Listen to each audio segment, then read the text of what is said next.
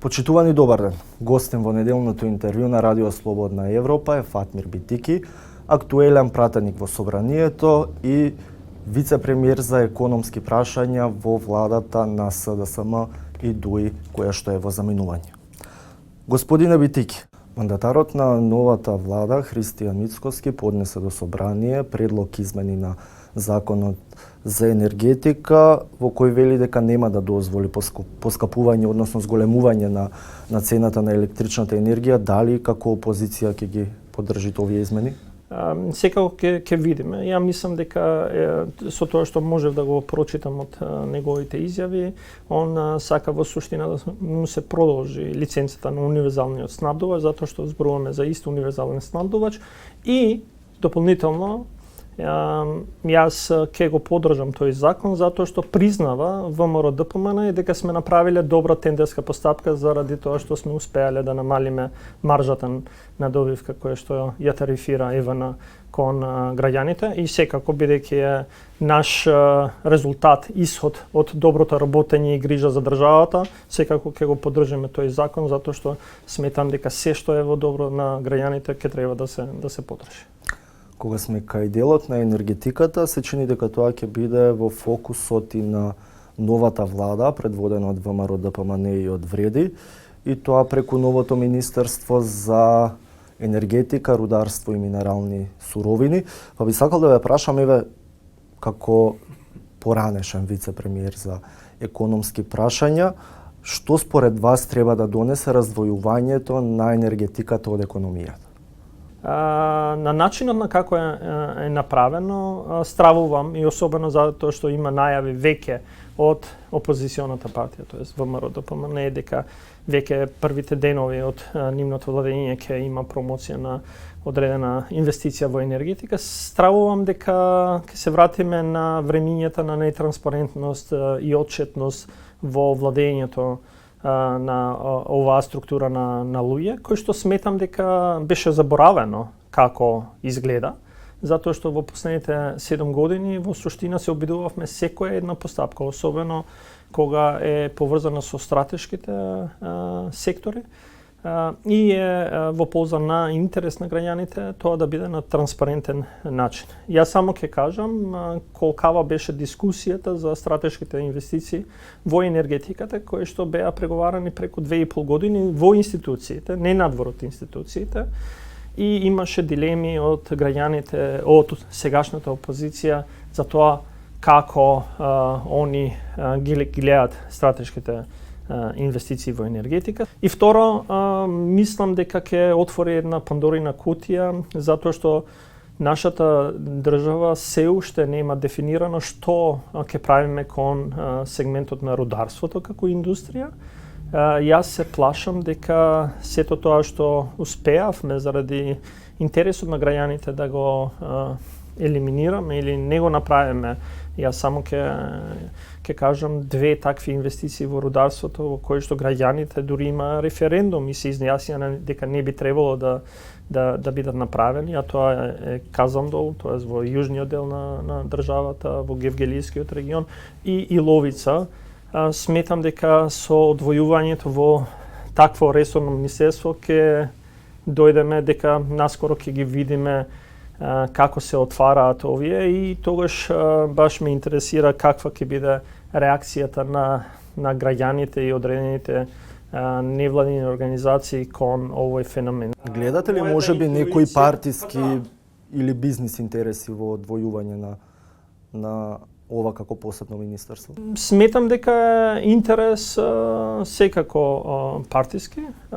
Очигледно е дека затоа што и мандатарот има искуство во сегментот на енергетика, сметам дека неговата желба да покаже дека има доволно знаење и сака да се фокусира во овој сегмент, го направило тоа Но ја тврдам дека енергетиката како стратешки сектор би требало да има посебен осврт, но не сум сигурен дека другите сегменти кои што се припоени на Министерството за енергетика навистина ќе дадат резултат, затоа што за тоа немаме одлука, нит консензус за државата дека тоа се стратешките сектори во наредниот период на развојот државата. Ние заедно работевме дури со опозицијата 3 години на националната развојна стратегија за 20 години. Таму не сме до крај дефинирале дека рударството е еден од стратешките сектори. До сега колку арбитражни постапки има против државата? Па Конкретно за рударството. Еден е голем, таа е во завршна фаза, ние го во арбитражните спорови.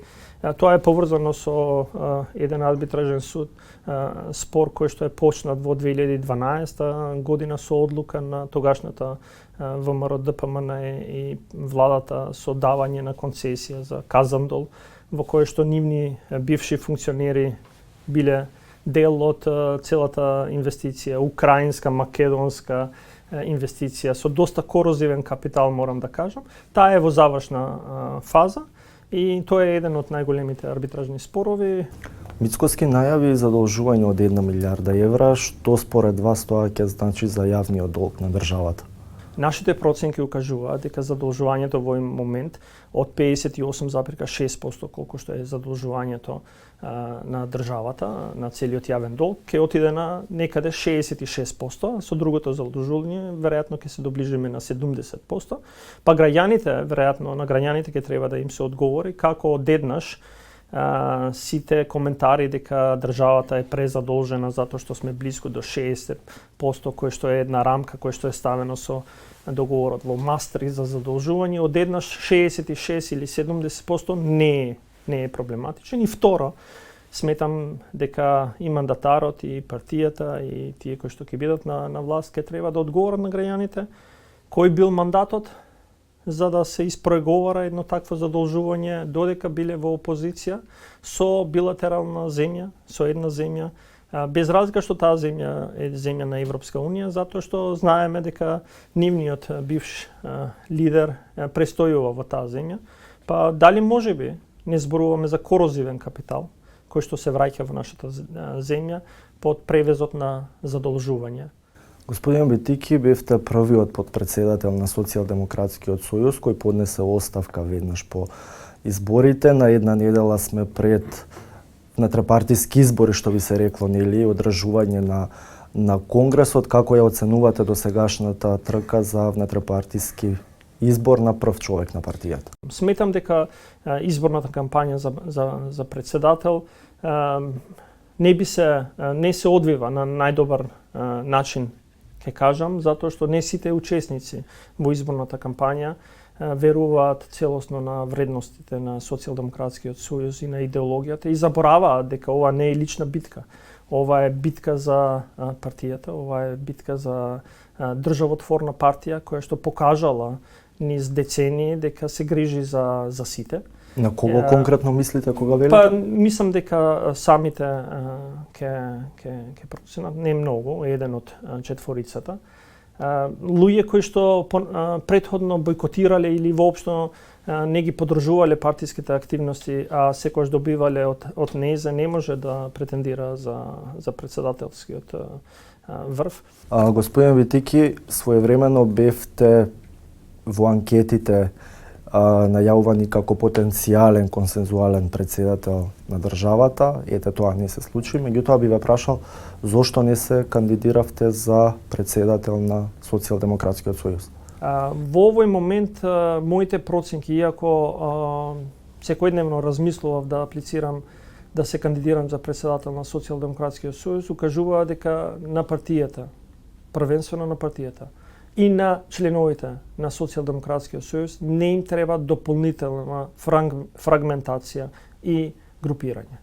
Доволно имаме кандидати за избор и сметав дека додадена вредност во овој момент можеби нема да ја видат, а не сакав исто така да бидам дел од стандардната мантра на размислување во нашето општество, а тоа дека влегуваш во некаква си изборна трка за да се договори за нешто. Не. Ако Фатмир Битики со сите негови различности, некогаш и различно мислење, е потребен на Социјалдемократскиот сојуз, затоа што верува во вредностите, он ќе биде и дел од следното раководство, дел од следните органи, ако новиот председател смета дека таков профил не е потребен, јас велам, моите социјалдемократски вредности никој нема да може да ги земе, да ми ги одземе. Негде помеѓу првиот и вториот круг на председателските избори, поранешниот лидер на партијата Димитар Ковачевски на партиските митинзи велеше Крешник Бектеши добро ја работи работата, Фатмир Битики добро ја работи работата, меѓутоа од друга страна министрите на ДУИ играат фудбал во министерството. И тогаш беа веројатно и првите критики насочени кон ДУИ. Прашањето ми е колку постапките на ДУИ во владата помогнаа за таа реално и да падне. Сметам дека секоја една постапка на секој еден јавен функционер влијае на негативниот имидж. Ја често зборувам дека ние сите сакаме европски живот, сите сакаме интеграција во Европска Унија, ама со балкански начин на однесување. Тоа не е возможно. Треба да имате европски вредности кои што ги носите и соодветно ќе се интегрирате. И затоа сметам дека секакво однесување надвор од нормалните вредности на однесување на било кој, независно дали е тоа министер, дали е тоа директор, дали е тоа вратар, дали е тоа човек кој што се грижи за обезбедувањето, дали е тоа човек кој што е на шалтер, сметам дека влијае негативно врз имиџот на некој. За жал, ние имавме такво однесување. Не говориме само за однесувањето, во изминатава година излегува голем број на корупцијски афери поврзани со ДУИ, па од Социјалдемократскиот сојуз не видовме некоја директна или остра реакција. Тоа е причинско-последично поврзано. Тоа што ние го гледавме е одраз на долгогодишно владење. Не е одраз само на владење на Социјалдемократскиот сојуз. Впрочем, во владењето на право мора да разграничите што е во рацете на извршната власт и што е во рацете на обвинителството и судството, кој што е независна власт. За жал, очекувањето, па и вокабуларот кој што тогашната опозиција ВМРО ДПМН го наметна е дека треба да бидеш и судија и кадија. Ние се боревме против тоа. Ние имавме таков режим во кој што извршната власт се постави во чевлите на сите власти во државата. И тогаш не ни се допадна. И сега, после 7 години, сакавме истото да го видиме. Јас сум согласен со вас дека треба можеби јавна осуда, но сметам дека надвор од јавната осуда ние треба да се навикнеме дека тоа не е доволно, дека треба секој да се врши работата за да на крај го добие одговорот тој кој што постапувал спротивни, дали е тоа на етички кодекс, дали е тоа спротивно на закон, дали е тоа спротивно на устав. Најавивте дека останувате социјалдемократи, ако во јавноста имаше одредени шпекулации, дека во собранието ќе настапувате како независен пратеник, а ќе бидете на линија со вреди, односно со влен. Колку од овие медиумски пишувања се точни?